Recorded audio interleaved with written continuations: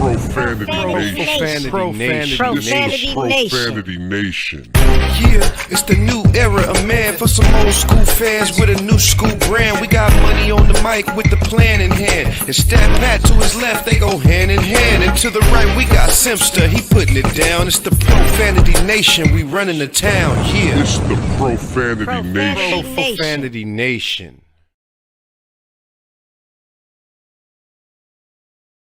Podcast, where we are the voice of the professional fan.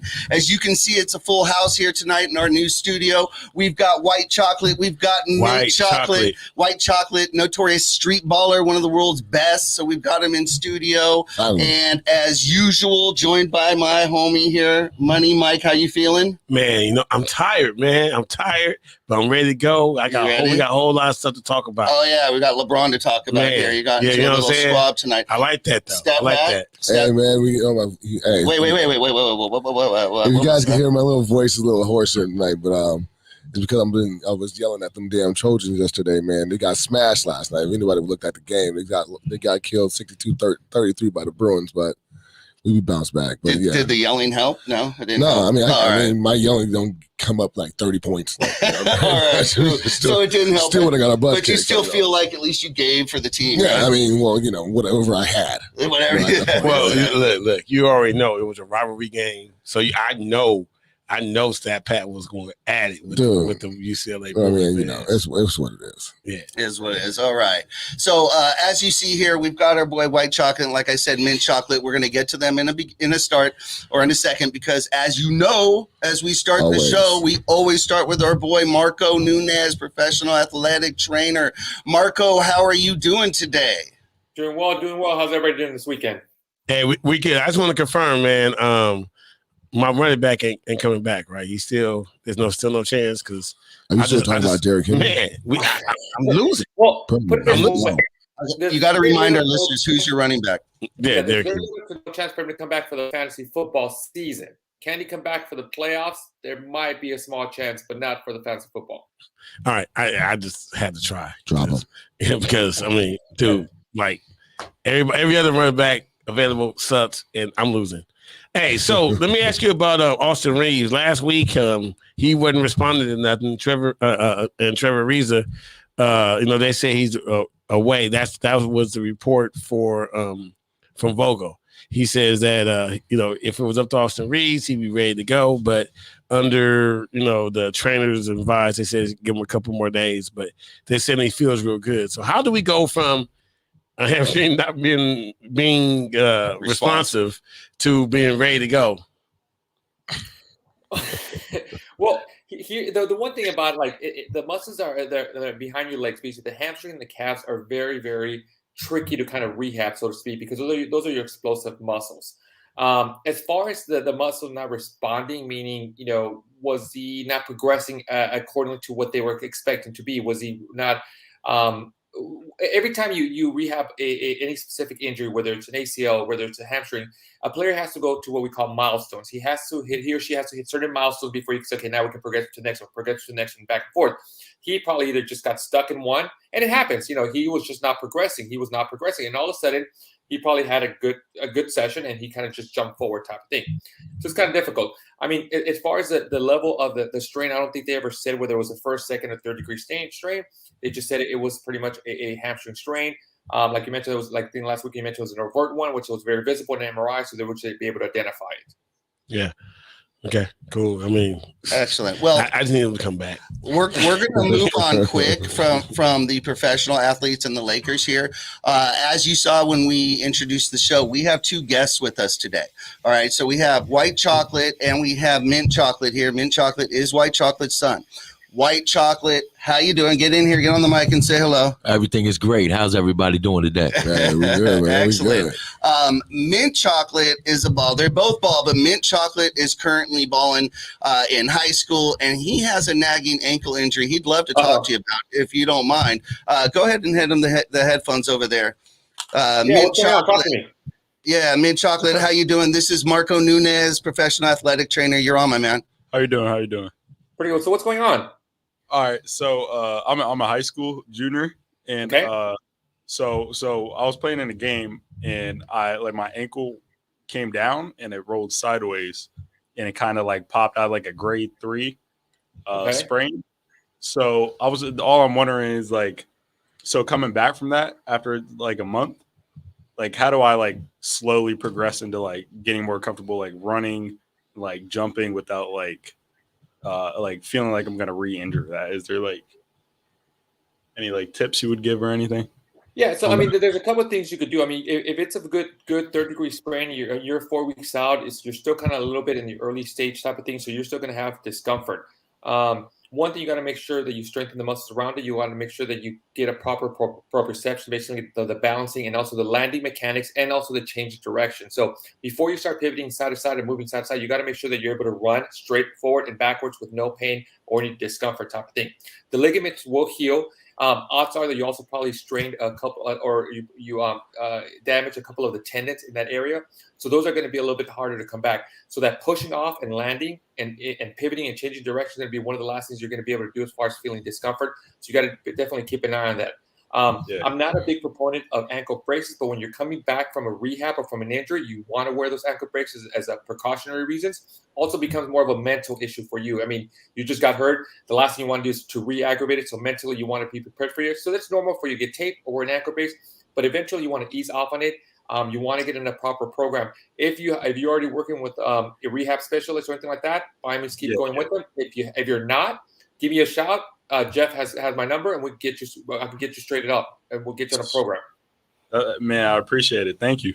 That's awesome. That's awesome. Yeah, he's got skills, man. Skills out there. He's playing with the big boys. That's for sure. Yes, sir. Yeah, he's over there dunking on everybody.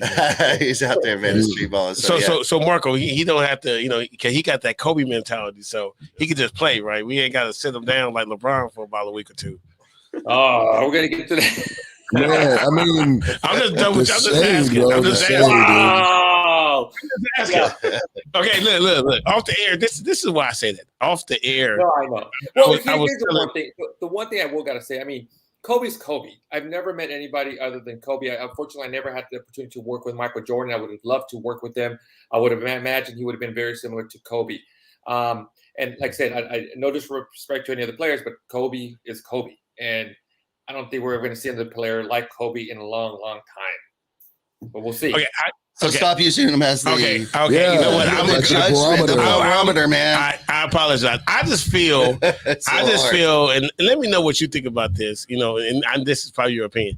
I feel that LeBron doesn't want to come back until he's 100% or 99%. Like that's just my. While other players are what? While other players probably would be at 80%, they'll try to give it a go. Except Kawhi.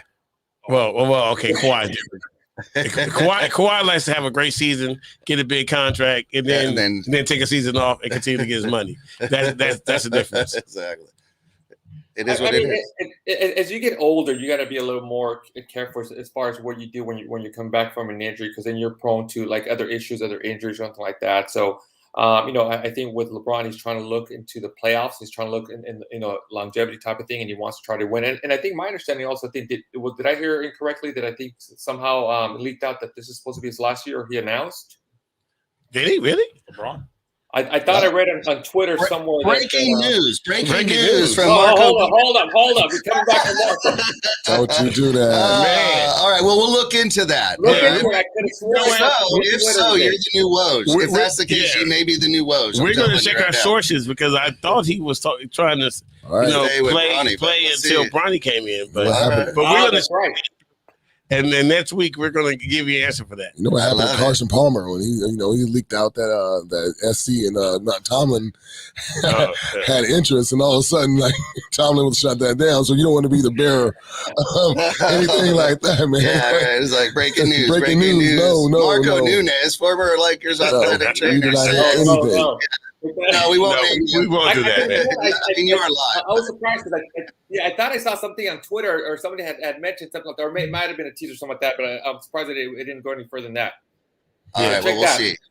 All right, make sure you go back and edit that out. All right. Live is live, Marco. Yeah, we can do it in post, though. Yeah. Hey, Marco, do us a favor. Let everybody know how to keep in touch with what you've got going on. Yeah, hey everybody. If you guys have any questions regarding injury, sports medicine, or just your fantasy football league, make sure you hit me up on my Instagram at Marco17, or also subscribe to my YouTube channel at Evolve Athletic Performance for weekly sports medicine tips of the week. Thank you, guys. All right. Awesome. Thank you so much, Thank Marco. you, We'll Marco. see you next Thank you. week. Have a good one. Bye. All right, man. All right. So, so good stuff. So you learned at least a little bit. Basically, take it easy, right? All right. So what we'll do is we'll keep that kind of there. You guys just pull it back and forth. Let's get him in here. Let's get White Chocolate going here. White Chocolate, my man.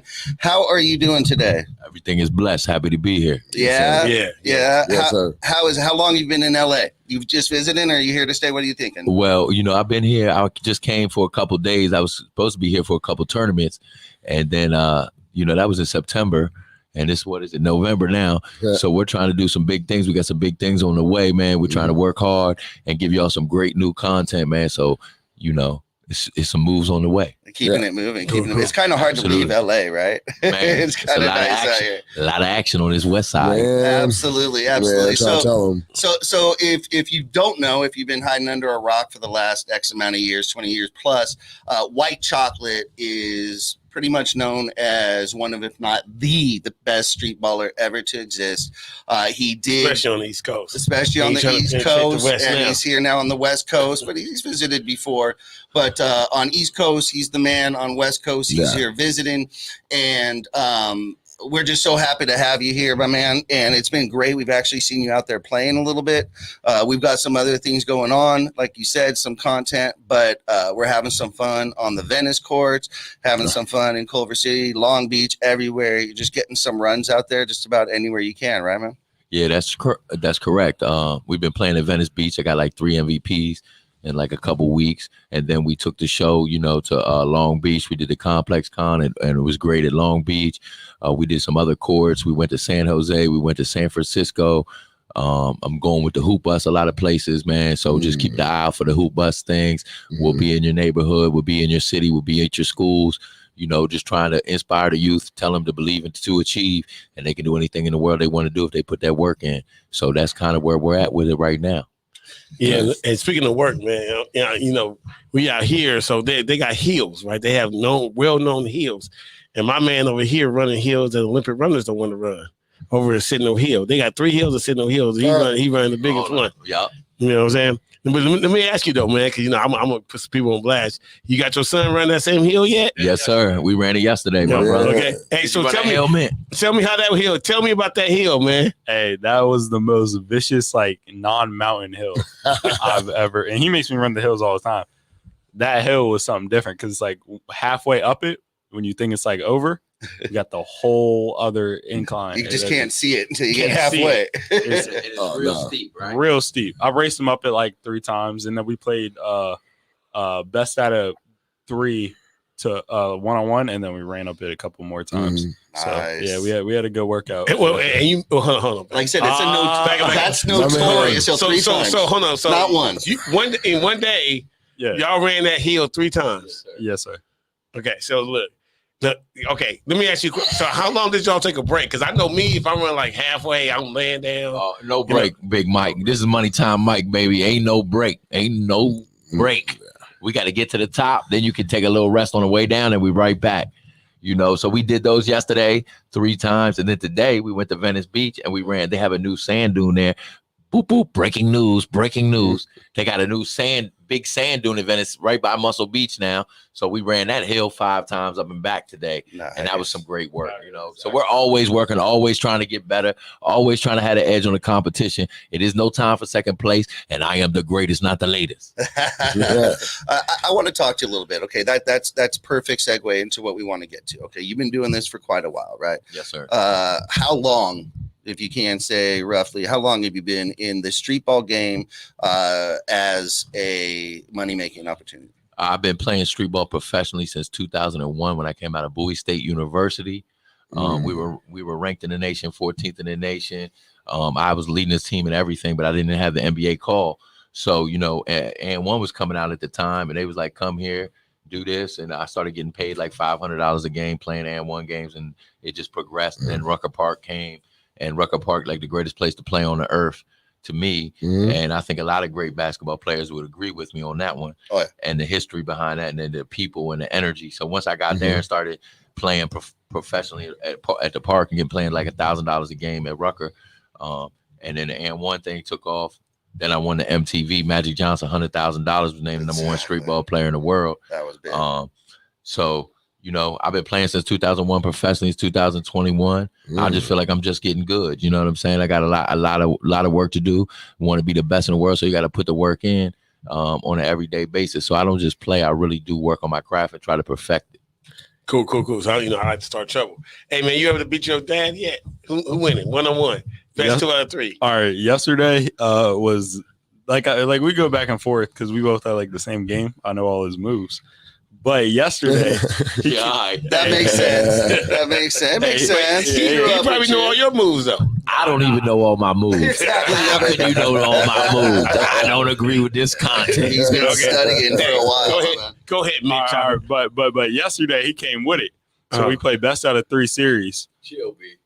No, I want to hear it. I want to know what happened yesterday. Mike's so messy. Best out of 3 series. He crushed me the first 2 games. Like, I was like, this is the best player I've ever seen. So the first 2 games, 3 straight, I got him out of there. You know what I'm saying? I don't know if he let off the gas a little bit the last 2, but you think he got a little tired because he ran the hill? I think so. Oh, okay. You know, his gears like a Marcio Largo, but the young boy's getting tough, man. You know, he started making all these crazy shots yesterday, looking at me like all crazy and all this. So, you know, he's starting to be a problem, but, you know, I'd still put him in check whenever, you know. Yeah. But that's but you're happy for that. Yeah, you're happy for that. You know, it's really crazy because, you know, both my sons, you know, they're both becoming great basketball players, but, you know, we always been playing since they were little. So I've been having them out there, been cooking them. And now, you know, they're both bigger than me. They're both more athletic than me. And this kid works very hard. You know what I mean? So he has better handle than me right now. You know, he is handled super fast. So, you know, the level where he can get to, the sky's the limit. You know, we don't want to. But we want to work and compete every day. So, you know, I teach them to compete. Win, lose, or draw, we're competing. Because when you go out there, you got to represent what you're doing and the work you're putting in. So competing is another thing, you know, especially for these youngins and even the young pros. Competing is different. Like, you're good, but can you compete? You know, when your back is against the wall, are you going to perform? Can you hit the big shot? Can you stay cool and calm in the fire? All of that is like the stuff they don't put on the paper, but you can't be a player without it. So you might get a check, but are you a player? Right. Yeah. I feel you. So you know what I hear from that is there are winners and losers. Cause you know this world, I mean, don't like winners and losers. I mean, no more. We got to keep that in there. We got to keep that's a part of the game. That's the only way you're gonna get better. You know, you got to take those L's. I mean, once you take those L's, everything has to be seen as like a teachable moment.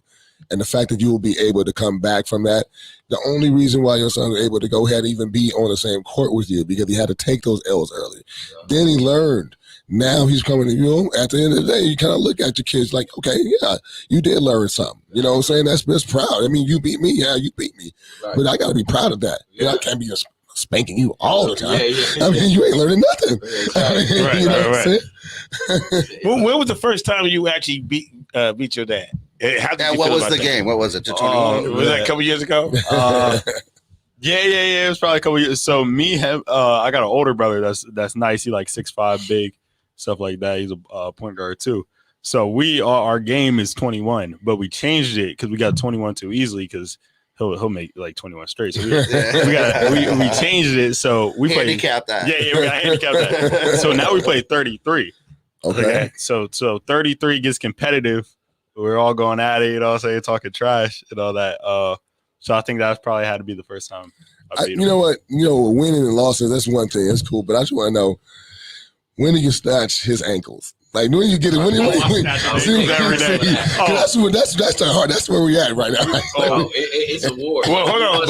But see, you have to snatch the ankles and make the shot. Cause you snatch the ankles and make the shot. You gotta make the shot. Sometimes. But we have the best 2 handles I know personally. Like, the best 2 handles. So like if someone even recorded like us playing one-on-one, best content on the internet. For real. Because them joints is crazy. Like, I might mix him up, bing, bing. I mean, it ain't nothing. Like, we're not holding anything back. Right. You know what I mean? Like, they're grown. And so, like, through the pandemic, it was really a great time for me as a father because I got both my sons, right? And there ain't no basketball anywhere. There's no games for it was a year and a half, no games, right? But I got some great bump with my two boys. We're going to playing 33 against each other, one-on-ones and 33s. 33. And they're getting better and they're keeping me sharp. You know what I'm saying? So, them that year and a half right there was really good for us as far as like their development and then just being us, and I really watched them progress over that year, a lot of time with them, you know what I mean? I would stop doing a lot of training everybody else and really wanted to focus on my kids these last couple of years because their development is at the time where they need that next level, the next step that they're going to be taking. So as a father, all right, it's my time to really put it. I mean, they've always been with me their whole life and we always been rocking, but it's another level, another gear to get to. So, I think they really took advantage of that and been working hard. So now as we came out of that pandemic, they're kind of getting requested, like they're starting to get noticed. So if they get some spotlight now, it'll be like, I've been waiting, let them get the spotlight until they're ready for that. And now they're ready. So, we're going to take those steps. Nice. I'm gonna grab that. That's awesome stuff. All right, so you're here with your son. You guys are balling. You've been doing this a long time. We've talked kind of about the workouts, but let's just talk about that commitment to that workout, just to keep it going, to keep yourself young, to keep yourself in shape. It's no joke. We're not talking about like 3 days a week. We're not talking about 2 days a week and the other days you're sleeping, right? We're talking about every day. Every day, waking up early, grinding, going out. You guys have a workout. Take us through kind of just one of your days that with the workouts. Just kind of take us through a day. Okay, well, like a weekend day, you might wake up early. It might be a 6 o'clock wake up. You might go do the running, the workout on your cardio, your conditioning. That'll be like the hills, or we might go to the sand. I kind of try to mix it up so every day isn't exactly the same because I don't want to be stagnant or just get used to one thing. It's just like defenders. It's just like competition playing like multiple people. So you have to be ready for different things. So 6 in the morning, we wake up, go get the workout in, go get some running type of cardio and maybe some body work. You might do some push-ups, some pull-ups, some dips, some weights or some things of that nature, mixing that up as well. And then, chill out for a little bit, then drop him off at school. Then go get my workout in. He might have morning practice or whatever like that. And then I'll get my workout in and then like work out on the basketball court. Now, okay, that was like, an hour or something like that on your body. Now you got to work on your basketball game. So probably 2 hours, an hour, 45 minutes, 2 hours in the gym. Daily. Oh, yeah, definitely. This is it daily, might be 2 or 3 hours. Listening, this is daily, people. Yeah, it might be 2 or 3 or 4 hours sometimes, like depending on your mood. It's a grind. Definitely like 2, 3, 4 hours. So about 11 o'clock, you're probably done, probably go get some lunch, things like that. He'll get out of school. He'll either have practice or we'll go practice. We'll go play or go find a court, get some runs in or get another workout in with him. And then we'll probably either find some runs at a gym or something like that if we can. And then go to bed, get some eat, get some good food and do it all over again. Rinse and repeat, huh? That's perfect. You brought up the good food. We had a guest a couple of weeks ago, Maggie Awad. She's a sports nutritionist from Dallas, and she was talking about how important the diet is, and not just the diet just for energy, but the diet for recovery. Have you done anything special in your diet? Is there anything daily that you do, anything like that? The most important thing of your diet, really, honestly, is to keep moving. Like it really isn't your diet, even though your diet is important, but I believe that a body in motion stays in motion. So I really, truthfully, definitely, and I think I'm an example of that because I don't eat healthy, it's better to eat healthy and yes, eat healthy and definitely put them good things in your body. But at the end of the day, it's all energy. So like, you're a ball of energy. So like, you know what I'm saying? Eat things that is going to be able to keep you moving. I guess, that makes sense. I mean, I'm really more into, the juice, the smoothies and things like that now, the Kai bowls and stuff like that. They taste good. You know what I'm saying? But my life is always on a run. So I'm always going from one place, one city, one court, one. So it's always like been fast food for real. Grab what you can. Grab it and go and stuff. So now they're making it more convenient to get more healthy things quicker. Right. So that is enabling me to probably eat a little better. I drink a lot of water when I'm playing, but when I'm not playing, I probably don't do that. But actively I do. So I think that the balance of that is important. Like try to eat healthy and get the good, get the good herbs and things like that in your body, the good vitamins. But most importantly, honestly, I really do think it is your conditioning. I really do think it is conditioning, mentally keeping yourself fit. It's mentally and physically because it goes together. And when you're moving and your body, it just naturally clears things out. Yeah. So whatever the bull stuff that you're eating, right, it's gonna clear it out if you're the more you move. Yeah, you're processing. Yeah. So it's just taking more process of worse food. But the key is to move and to be active. And even if you can't do it for a long time, maybe before, you don't really realize what you can actually do in 30 minutes, or even if you got 15 to 20 minutes, but you go hard in them 15, 20 minutes, you can take a step that day, and everything's just a step. Everything's a step to another step. So it's beautiful. Yeah, your metabolism must be great, man. Yeah, you burn everything. Because I know I can run the small hill. Yeah. You know what I'm saying? And if I ran that hill, I'm wrapped. You know what I mean? But like in a month, so if you ran that hill, like say you ran that hill 3 days a week for a month, but what about the second month? You might be able to tack that hill. You know what I'm saying? Yeah. So it's not you gonna stick with it, Money Mike. Let's go, Money Mike. You can meet me on the hill, baby. Hey, you know what he liked about that story that you told? The fast food part. Oh, that's He's like, I can do that. I'm with you. I'm with you. But that's the part we can do. If we move more, we can eat messed up. Yeah. What's your favorite fast food, man? I'm a cheeseburger dude. Cheeseburger pizza all day, man. Subs. All right. So how's that In-N-Out out here? And how does it compare? East Coast versus West Coast. East Coast burgers where? Oh man, you gotta go. Like I like burgers everywhere. So I eat everybody's burger. But man, that In-N-Out on that west side, you can't argue, right? Nice. That In-N-Out shuts it down. What about you, Mint Chocolate? Is it the same for you? Oh man, that In-N-Out might be the best like burger or food I've ever tasted. I don't eat fast food though. Personally, I don't like McDonald's. You eat healthy? I eat extremely healthy. I cook my own food. I don't. Okay, so you don't listen to your dad with that part. Yeah, I can't stand. Okay, cool. But that In-N-Out is different though. That's the one thing I will. Hey, good for you, man. It's good. So he does his own cooking. He's been cooking since 8th grade for himself. Like he does take care of himself more healthy wise. You know what I'm saying? And eating wise. Hey, that's amazing, man. You're gonna have a longer career than him. So what are you like 45? I'm 43 right now. Okay, cool. Damn. So that means he's gonna be at like 60 still out there. He gonna be like Tom Brady. You know what I mean?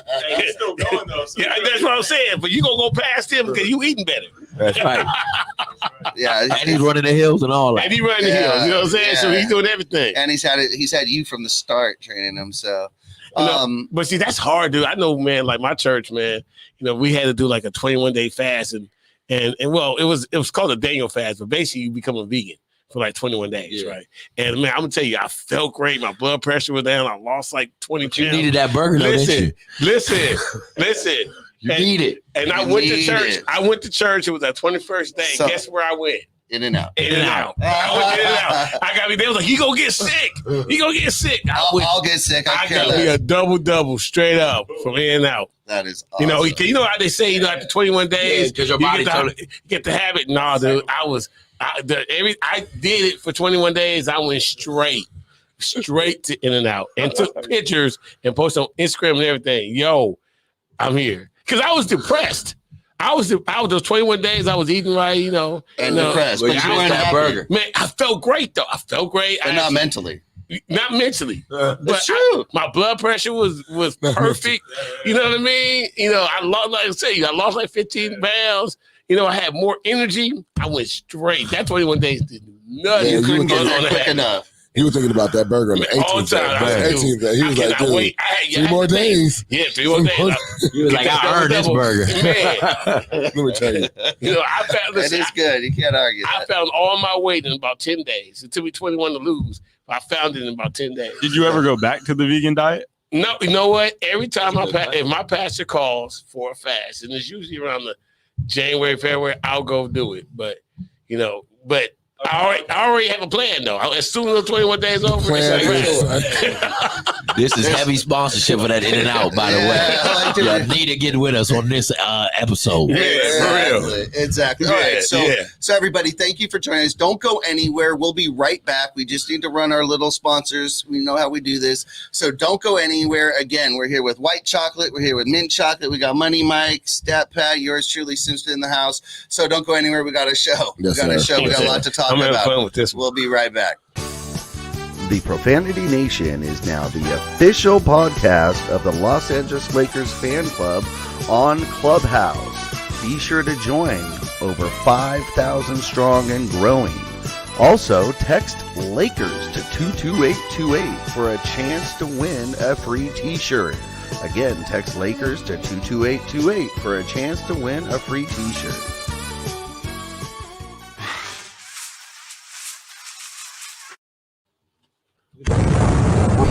Profanity Nation. Yeah, it's the new era of man for some old school fans with a new school brand. We got money on the mic with the plan in hand. And Stat Pat to his left, they go hand in hand. And to the right, we got Simpster, he putting it down. It's the Profanity Nation, we running the town. Yeah, It's the Profanity Nation. Profanity Nation. Sticking around, we are still here. We are the Profanity Nation podcast. We are here with Money Mike, Stat Pat, Simster. We got white chocolate in the house and mint chocolate, and we're rolling. All right, so we're going to keep this show going. As always, we are somewhat NBA Lakers-centric show here, so we have to talk about our Lakers. Yes. Lakers play Detroit tonight. You guys, I'm sure, were balling at a court somewhere, so you probably didn't see. However, there was some play going on. So what I'm going to do here is I'm going to go ahead and let you watch this really quick because LeBron was in a scrap. Yeah. And did you see that by chance? My man, mint chocolate's real live with the whole, All right. So you showed him already. So we good. But I didn't see who threw the punch either at the mix. No, hey. Let me see it one time live. Hey, white chocolate. White chocolate. This is the NBA. Nobody throw punches, man. But he was like, What'd he do? Busted a ketchup pack? Man, listen. Nobody throw punches. You know what I mean? He caught like an elbow earlier, then he realized he was bleeding and snapped. Hey, so that's the thing about it, man. Like it was a little scratch, and then he over there. If he started bleeding, it had to be because he was trying to get through people, but he didn't. You think so? Yeah, I didn't think of that. Yeah, because look, when he got hit, he wasn't bleeding. When he was in LeBron's face, he wasn't bleeding. Right. Then all of a sudden, he looked like he got knocked out. Him. You know what I'm saying? So he was over there trying to fight through. He probably got scratched again. You know what I mean? No, he leaking. Yeah. He leaking, Mike. Yeah. So right there, he could have got it, and it might have just took a minute to start bleeding. All right. So that happens every day. Right. Right there. That's just not even. That's a no call. I get stole like that, bro. Yeah. That's like on a box out. Like that's not really a swing. But I'm gonna tell you what the difference is. Between street balling and the NBA.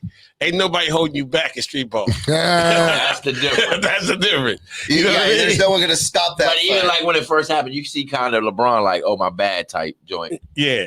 And the dude snapped. Wait, so why did LeBron get ejected?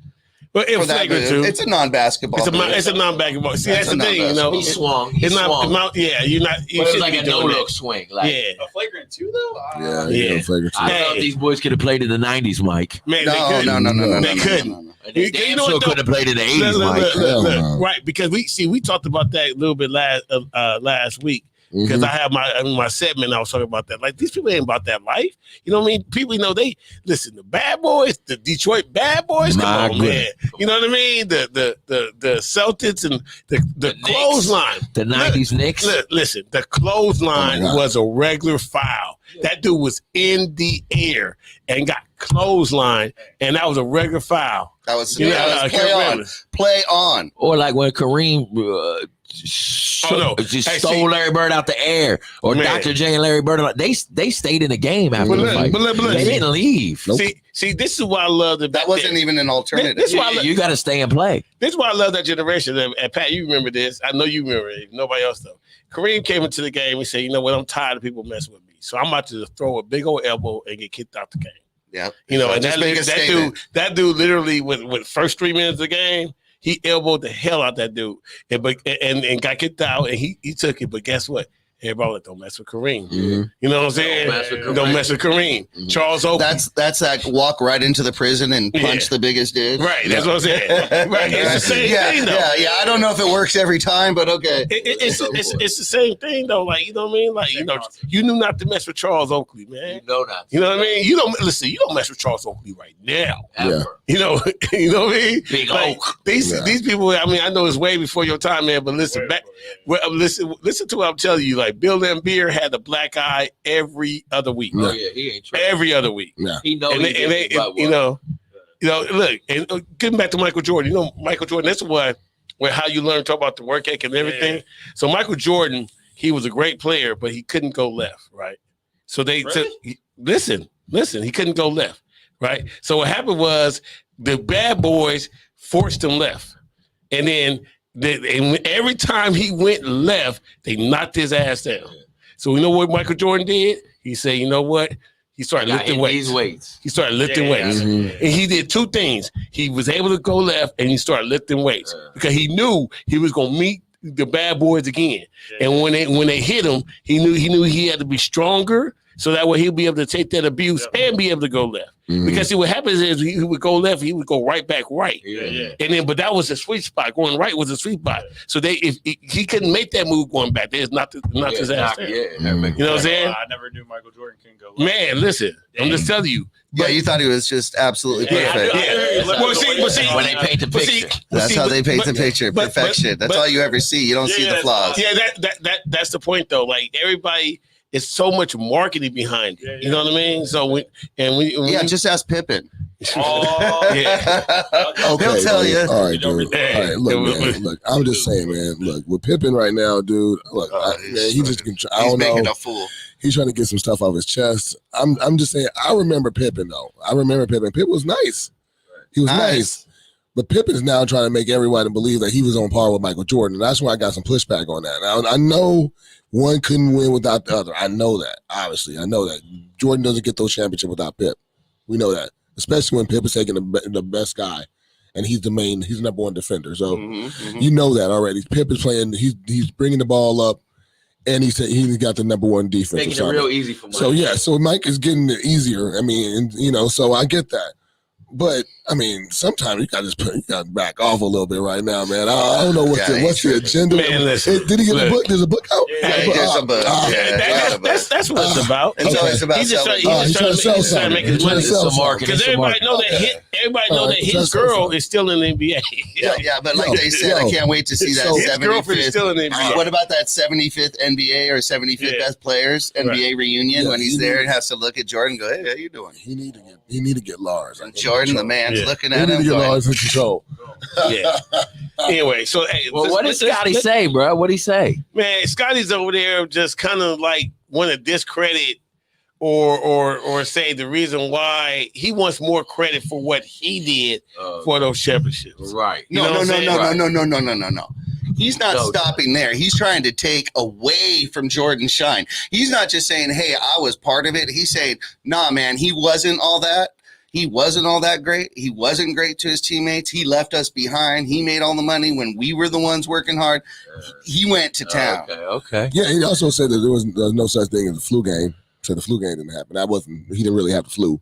Oh, but he's just basically like putting everything out there. That's called the hangover game. He went. But he's talking all that. Was the hangover game. Which might be worse than the flu. So if you can do it off the hangover, that's tough too, right? And here's the thing. Although it's self-inflicted, but he's still coming from a hard, tough place. Look. We all know that Michael Jordan has special privileges, right? We all know that Michael Jordan was over there in Atlantic City gambling because they had a game on Monday. Yeah. And then everybody had to get on the bus and go over to that city.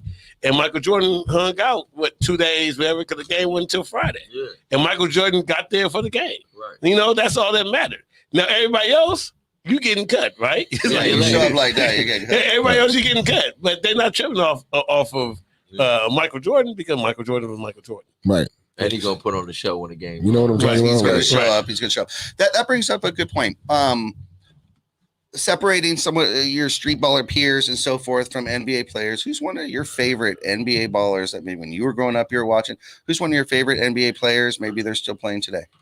Chocolate. I mean, I got a lot of guys I respect. A lot of guys. I mean, Allen Iverson, definitely one of my favorites. We talking about like the street credit, but really like guys. People think he's this or that, and really like he's one of the greatest guys I met. You know what I'm saying? Got a lot of love, loves the game, loves people, but it's just. Sometimes you get perceived a certain way because of some things you have to protect in your image and it's a mean game. You know what I'm saying? So like, I definitely got a lot of love for Allen Iverson. You know what I mean? Big shouts out to AI. I went to his game, you know, in his community, in his city, and dropped like 57. Iverson had like 42. We had almost 99 points together. We had almost 100 and won the game. I got the MVP. I mean, the guy showed me crazy love. You know what I'm saying? Like, and every time I see him, it's great love. But I mean, this is a guy I looked up to. You know, I looked up to Jordan. You know what I mean? Magic Johnson, Allen Iverson. You know, these are the guys I was like, wow. You know, I mean, it's a difference to being very good and being even great to actually, like, you know, when this man coming into the arena, whoever's there is going to see a show that day. See, that's the level of greatness that is there's a difference between a good player and a great player. Right. You know, I was going to say, like, because, you know, when I was growing up and just looking at, like, we're all around the same age. So, just looking at point guards. No. We're not all around the same age. Let's get that straight. Hey, what year were you born? I see Mint Chocolate looking over here. Speak for yourself, old man. Hey, Mint Chocolate, what year were you born? I'm 2004. 2000. He don't even count. Year 2000. He don't even count. Yeah. LeBron's not my GOAT, though. Okay, who's your GOAT? Kyrie Irving. All right. Interesting. All right. He likes the handles. He likes the finish at the hoop. Yeah. He has the same birthday as me. And the same birthday. Okay, so there's that kinship. But I was thinking, like, you know, when you talk about ballers, man, like Rod Strickland back in the day, I used to like Rod Strickland. That's my guy too. You know one of my what I'm good saying? friends, Rod Strickland. Yeah, I love you know, Rod Strickland's game. Just loved his game. And then we were just talking about, like, pure handle standpoint. I mean, you got to give it up for Tim Hardaway. Oh yeah, like one of the guys that kind of like not invented the crossover, but kill the crossover. The UTEP two-step, the double, like the double through the leg. That's all Tim Hardaway.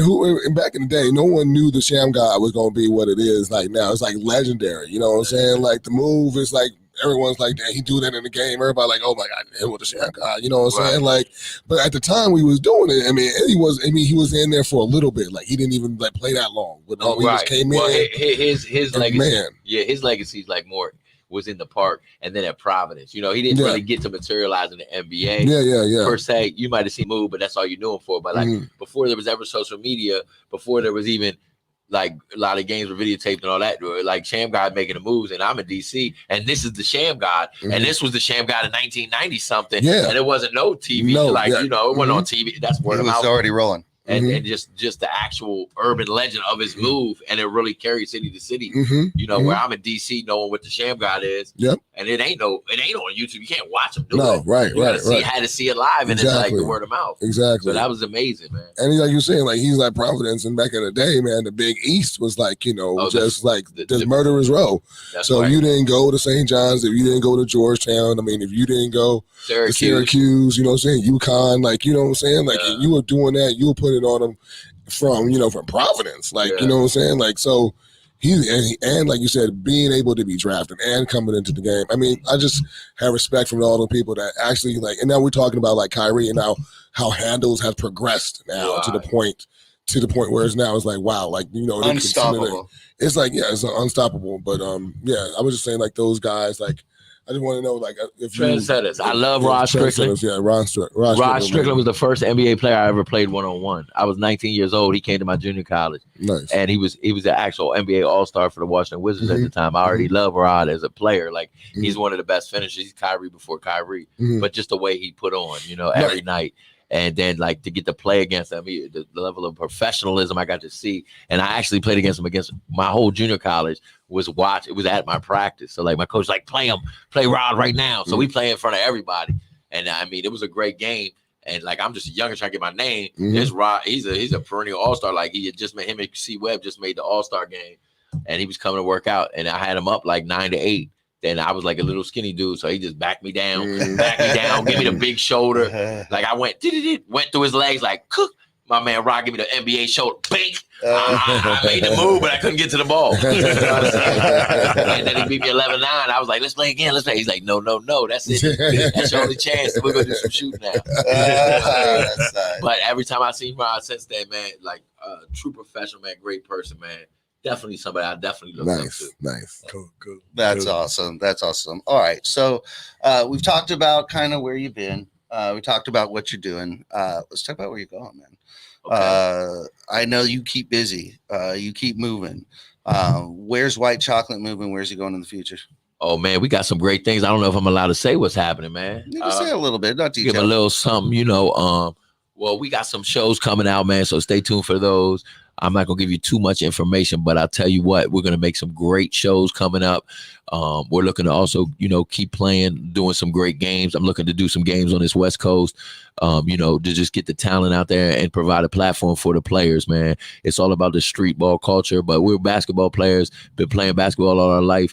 So just to create a real platform for players like myself that love this game and want an opportunity to play and have a great talent, just to let them show their talent and give them this platform. So we're going to be creating some great games in hopefully in all these cities and get the chance to, let this talent show them what you got. You know what I mean? Mm-hmm. Show them what you got. Right. Let them get their shine on, and just everybody bring this street ball thing to the next level. I'm looking to try to take street ball from, the streets to a corporate situation, man, and really, really take it to the next level. Like it hasn't been there yet. I feel like it's like we're stuck for all street ball for the game, for the game of street basketball. Absolutely, for all street ball players, for all basketball players that are done in college and think they're supposed to be playing pro and know that they love the game and they want a chance, they want a lane, an avenue to play and perform on, but at a high level where it's exciting, it's intense, not just dumb tricks. That's bullshit stuff. I don't want to cuss on your show,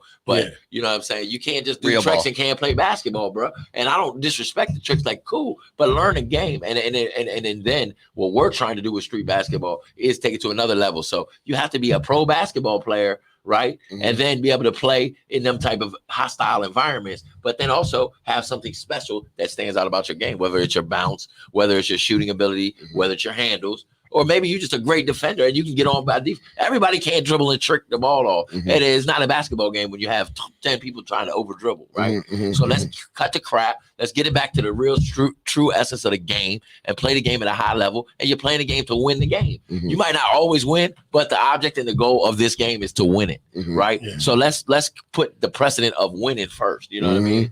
And then all the names and all the games is like cool. But my thing and where we're from, we say, play with your game and not your name. So my name is White Chocolate. I might be this or that, or my name is something, and it doesn't matter. You got to come up and you got to show it and prove it. That's kind of the difference in the NBA and street ball too, because some things are going to be catered your way a little bit. Like it ain't going to, you still got to go and perform, but it's kind of going to be catered for you to perform.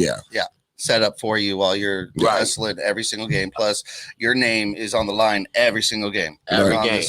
And that person's going to try to be famous by taking your name. Oh yeah. When you go, you're there, the target. You got an X on your back, and you're in their city, so you're not getting the calls. But all that makes you better, right? So if you've been doing that for 20 years, you should be better. Because you go ahead. No, go ahead. No. I love what you're saying, but got me thinking like, so you're mint chocolate. Who gave you mint chocolate? Movie time mint. Did you pick that out or he actually has the story, I think, of the mint chocolate. Yeah, because I mean, you could have been dark chocolate. I've been mint chocolate for forever though. So he was like in the third grade, right? And I got we're playing at University of Maryland. It's like me, Kevin Durant, James Harden, my boys from back home, some Maryland players, and a lot of other pros. And he's over there drilling, just on the side and everything like that. And then the University of Maryland girls, they were like watching and everything. So they're like, mint chocolate, that's mint chocolate. And that was like, he was little then, and then it just so stopped. The girl got to give you your name. I like that. University of Maryland Terrapins ladies did that. That is right. Yeah. You got sick with that all day. It's mint chocolate all the way. The older one, he doesn't want to join the chocolate last name. He goes by Carmel Swizzle. All right, that's okay. He's in the Sweets family. He got that little West Coast flavor. He got that Snoop Dogg, or E40 really. The Sizzle, Nizzle, Pizzle, and Izzo.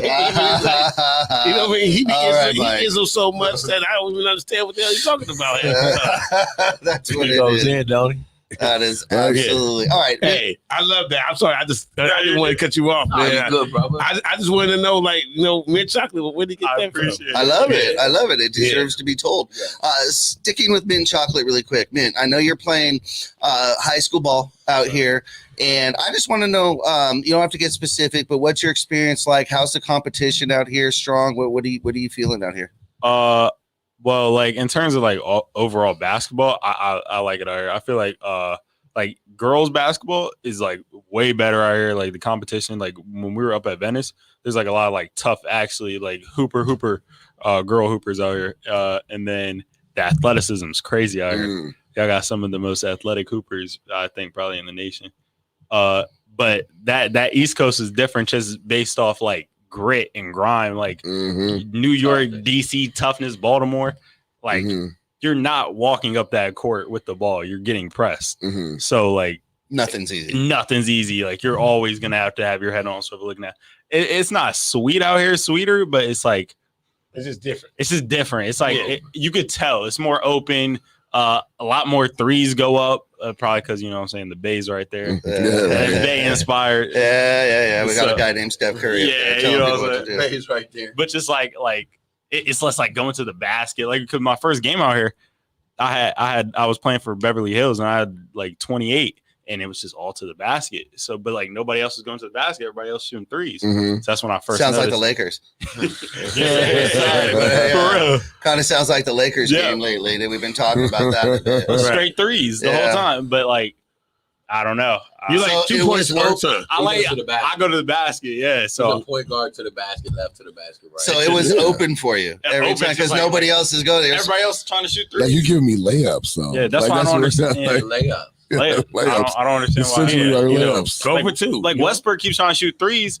You're better off just going to the basket more times than not, right? Man, hey, look. 16-year-old knows that right there. And I like Westbrook. Like that's what I base like my I get triple doubles. Like that's what I base my style of play. Him and Kyrie, but okay, man. Just stick with Kyrie. and even that's scary now because you're saying stick with Kyrie. I'm just saying right now. Hey, well, look, stick with Kyrie game. You know, the earth is round. You know what I mean? Let's just say the earth is round. I don't know. I don't know where he just went like a basketball after Cleveland. I don't.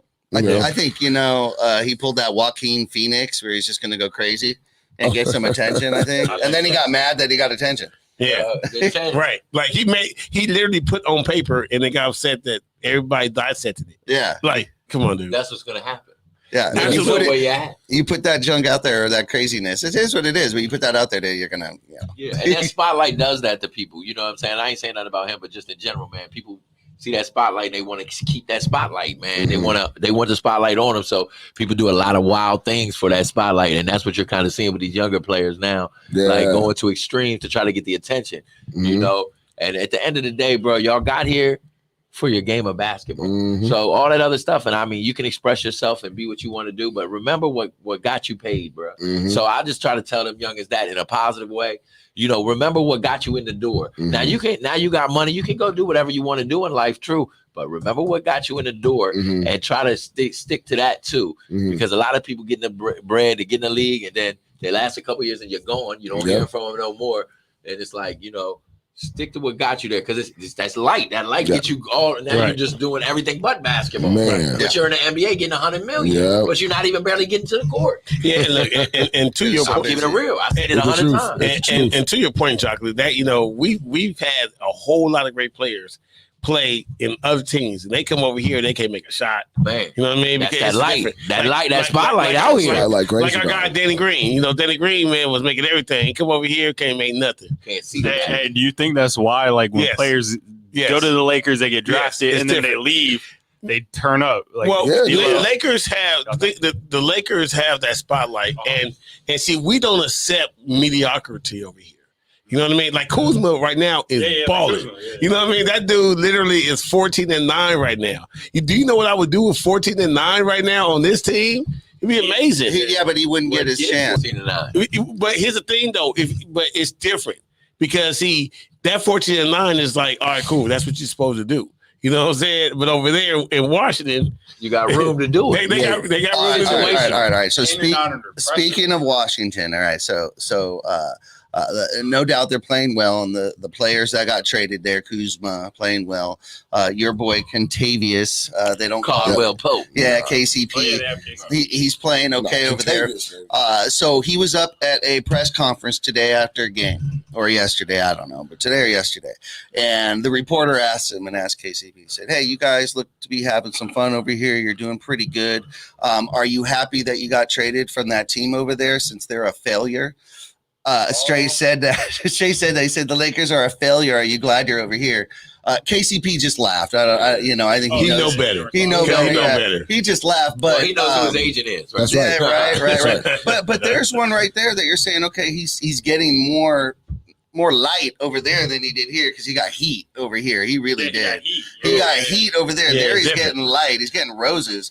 Over here, it was like, okay, good. You played well. That's what you're supposed to do every damn game. Now it was never like you can't take a day off. Yeah, not over here. That's that shine, right? That's that light. Look at Lonzo. Lonzo balling right now. Yeah. You know what I mean? But he just needed time. Some of these players needed just time. needed But time. see, some of them just need to get out the light. Yeah. Some guys don't like the light. They play better without that spotlight. I think Lonzo, he's not as good, I don't think, with the spotlight, maybe, but when he's kind of just behind the scenes, he's a solid player. He's not no flashy player. He's not no highlight dude. No, he's solid. Right. Now LaMelo's the flashy would side. have came here would have been like a fish to water. Yeah, I mean, he said, "Wait a minute, it's showtime. Like showtime. And I'm gonna freak this every night. I'm gonna have this thing looking like Madison Square Garden. You know what I'm saying? So he definitely would have been that guy. What I see about like Kuzma, and I know people looking at his stats, and his stats are solid right now. But you know what? It's also that when dude making shots. But it's also when you make your shots. You know what I'm saying? And I know he's making it at the end. And remember, it's not like we didn't have a small sample size with Kuzma. Like it's not like we had enough time to see him. We also had enough time to see him in the place and the times we want to see him, and that's the playoffs. That's just basically when you're a Laker and you're a Laker fan. We don't care what you do for the first 82 games. It's the real season in the playoffs. And you're a judge. Everybody is judged on the playoffs. All those names up there on the rafters, they're judged because they balled in the playoffs, not because they were just balling out. They got championships, and they had to in the perform brightest light, in the brightest location. Yeah, I mean, second, maybe brightest Lakers, Madison. So I mean, but until the Knicks start winning and have a culture of winning, it has to be Staples number one or just crypto.com. It's number one. Yeah, we haven't even got to the crypto.com. I am. Don't worry about that. I got that. Okay, here we go. Well, that's perfect timing. I love that segue. All right. So if you watch the show, which I know you do, then you know that we finish each show with a segment we call Money Mike's Out of Bounds. All right. So Money Mike's going to go ahead and share his thoughts on a topic or his opinion. And he just wants to know, is he in bounds or out of bounds? So we're all going to have an opinion on this. Money Mike, you've got the mic. All right. So, look, we had Sundays are a long day for us, right? So I was down at SoFi. I had a couple stuff to do over there. Then we had a little networking meeting, and it was in Hollywood. And then I had to take the 405 freeway to get all the way over here. And right when I passed right around Culver City, I looked over to my left and it said Westfield, Culver City. That's Fox Hills Mall. I'm just gonna let y'all know that is Fox Hills. It's always gonna be Fox Hills. When I was 16, when I was his age, I went to Fox Hills Mall. If I go to the mall tomorrow, I'm at Fox Hills Mall. I don't care if it say Westfield, Culver City. I'm at Fox Hills Mall. So I just want to let y'all know right now, you know what? This whole situation over here, the name change, and y'all just going to decide to do it like mid-season and all that stuff. Am I out of bounds to say that it's Staples Center, and I'm always going to call it Staples Center? I'm never going to call it Crypto Crypto.com Arena. It would never be called Crypto.com Arena. I don't care if they change the colors, whatever. That is always going to be Staples Center. Am I out of bounds for always calling the Figueroa 100 Figueroa Staples Center? Chickering Court, Staples Center. Let's start with our guests. All right, mint chocolate. Let's go. Is it always going to be Staples Center? Yeah. I see, me personally. I mean, you don't know any different. Yeah, it doesn't matter to me because I this is my first time in here. So, but definitely, I think Staples Center just off of knowing and being a basketball player. But I think the new generation, like 2008, 2010 up, is going to know it as crypto, which is going to be weird because they're going to be like, hey, there's a game at crypto. Everybody's going to be like, yeah, that's foreign. So, all right. Yeah. So is he inbounds or out of bounds with his thought? Inbounds, that he's always going to call it I agree. Staples. All right. Inbounds. I'm Inbounds. All right. Let's go. White chocolate. All right. The house that Kobe built. There it is, right? Get out of my yard. There it You is. feel me? I feel like you're very inbounds right now with this one, Mike. If you went to crypto.com, take it up the street and rebuild it like you did at Staples Center. You didn't do that with the Western Forum. Don't do that with the Staples. I'm just an outside guy speaking my Stat Pat. So far, you're good. Hey, dude, if mama call them Staples, I'm going to call them Staples. You know what I'm saying? Like, so I'm going to tell you right now, dude, hey, it's never going to be crypto.com arena. It's always going to be Staples. I mean, like my man said, dude, it's the house of Kobe built. And every time you see that you hear that sound bite, you know, from Kobe to Shaq, you know, you see it. You know, Staples Center on the court. I mean, you see it. It's part of the lore. And when you see the Ori shot and you see it like, boom, that happened at Staples. You know what I'm saying? It's like all of that stuff happened right there, and it has that name to match. I remember when it first opening. Oh, yeah. And I was mad at the name. I'm like, the Lakers couldn't get a better sponsor than Staples. I mean, are you serious? Staples, like the Staples, not anybody else, just Staples, not Sony. I was mad. I didn't like Staples.